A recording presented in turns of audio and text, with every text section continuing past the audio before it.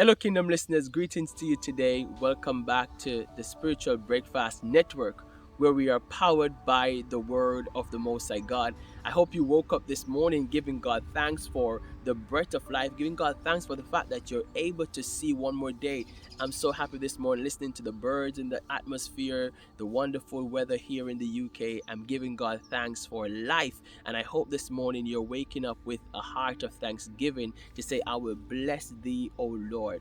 Today, I want to continue looking at our series that we've been looking at. Glory be to God, that your yes will cost you something. And today, God woke me up with a mindset thinking about my testimony of how my yes cost me something as I try to live for God. I want to talk to you today on the topic, your yes will test you. When you say yes to God, you signed up to many tests, many trials, many tribulations. And as I reflected on my process of giving my life to God, accepting Jesus Christ as my personal Savior, I'm taken back to 1997 as a 7-year-old child when I gave my life to Jesus. Now, at this time in my life, I felt the call of God, even at the age of 7, to get baptized. Many at the time were saying, "You're too young to do this." But I felt God was calling me, and I begged my mother to allow me to get saved. And to date, it's the best decision I've ever made. And I've seen the hand of God in my life. But even though I made the best decision, I had to endure many challenges. You see, I remember the very day when I got baptized, and I went home that evening. I went home to friends who weren't baptized. And I can remember there was a dispute in my community, and a lot of profanities, curse words were used.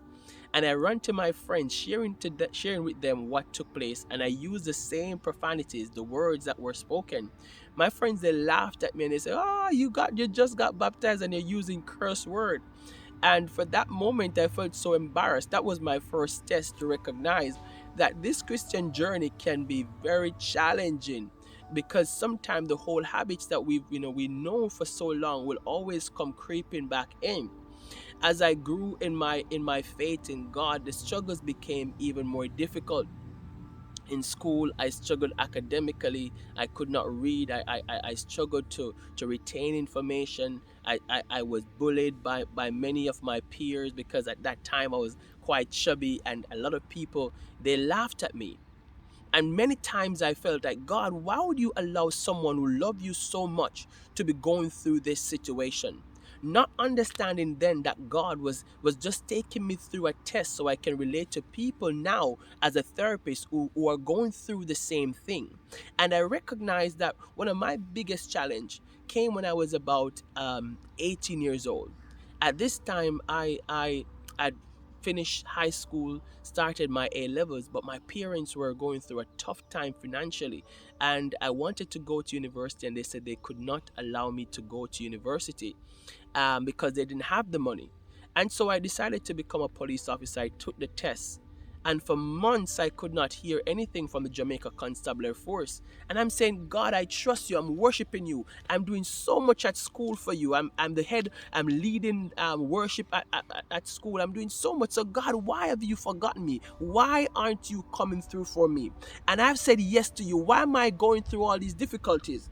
And one day I decided to sit the exam of faith. Glory be to God. And one night as I cried out to God in my room, and I prayed to God, the Lord took me to I felt led to read Psalms 13. And I'm going to read Psalms 13 with you because this expressed how I was feeling at that time. Even as you say yes to God, sometimes you're going to feel neglected. This is what Psalms 13 said, and this is what I read that night when I was feeling so down and so out of in the situation I was going through. It goes like this: How long wilt thou forget me, O Lord, forever? How long wilt thou hide thy face from me? I was feeling like God was hiding his face from me. I was feeling like, God, I'm serving you, but you're just taking me through tests and you're not coming through for me. Verse 2, he said, How long shall I have counsel in my soul, having sorrow in my heart daily? How long shall mine enemies be exalted over me? And even as I was serving God, I felt like those who were laughing at me had power. Those who felt like this boy is not going to make it. They had all the power. And I said, God, you're not going to allow me to fail. How long will I be in this situation? Your yes will cost you something, will cost you some suffering. And verse 3 said, consider and hear me, O Lord. I'm saying, God, I want you to hear me. I've been praying. I've been seeking you. The Bible said, it went on to say, lighten my eyes lest I sleep the sleep of death. Verse 4, it said, lest my enemies say I have prevailed against him, and those that trouble me rejoice when I am moved. I felt like the enemy was having the final say in my life. But that night, as I read the Psalms and I cried out to God, God was about to show up. He was about to allow me to pass this test, the first test. Your yes will cost you something. Verse 5 said, but I have trusted in thy mercy. My heart shall rejoice in thy salvation. Can you trust God when you're going through your brokenness, when you feel forgotten, when you feel like God is not coming through? Can you still trust him to say, God, I've said yes to you, and it doesn't matter what it takes. I'm going to trust it. That's what I had to go back to that night. I had to say, God, I trust you enough to know that you haven't come through for me yet, but you'll never leave me nor forsake me. Verse 6, it said, I will sing unto the Lord because he had dealt bountifully with me.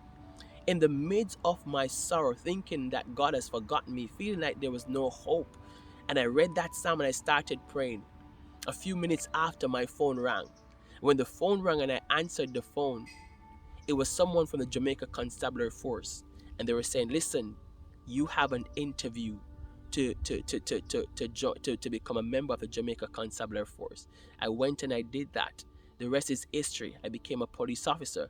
God opened many doors for me. I got my first degree, and I went on to get married, migrate to the UK.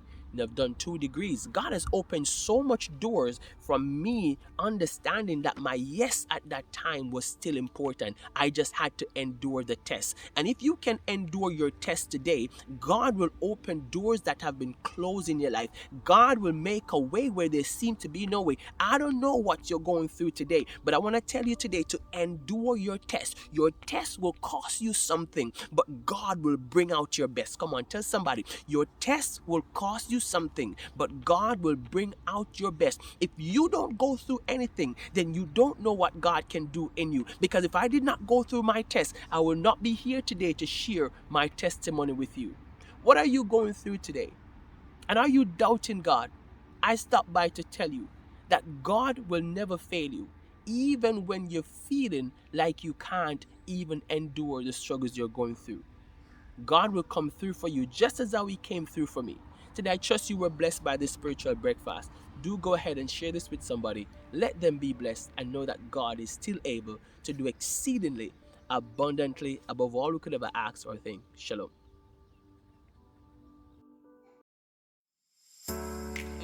Hey friends, you can get a copy of my book on Amazon, God's Seed for Success. Please check it out. God bless.